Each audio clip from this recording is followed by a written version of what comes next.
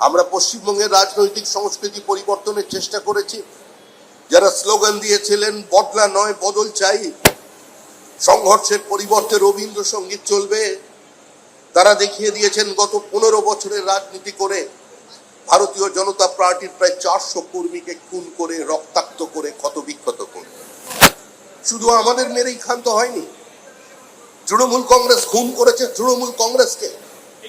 নির্বাচনের পর আমাদের 3 জন কর্মী খুন হয়ে গেছেন, কিন্তু সমস্ত বিধায়ক অক্ষত আছেন, তৃণমূল কংগ্রেসের সমস্ত সাংসদ অক্ষত আছেন।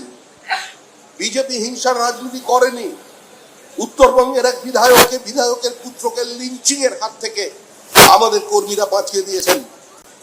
যে অত্যাচার তারা করেছে, যে নির্মম ভাবে এই কলকাতার বুকে একজন সন্তোষ ট্রফির ফুটবলার, বাবা প্যারালিটিক, মা লোকের বাড়িতে রাঁধুনির কাজ করেন, শুধুমাত্র বিজেপির উঠে বসার অপরাধে তার 2টো হাত ভেঙে দেওয়া হয়েছে, সাঁড়াশি দিয়ে তার নোকটা উপড়ে ফেলে দেওয়া হয়েছে।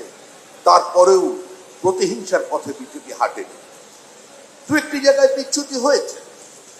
আমাদের কর্মীরা আবেগপ্রবণ হয়ে হয়তো একটু কারোর দরজায় তালা লাগিয়েছেন, কিন্তু পশ্চিমবঙ্গে সংঘর্ষ মুক্ত করতে আমরা এখনো এই অবস্থায় রেখে দিয়েছি।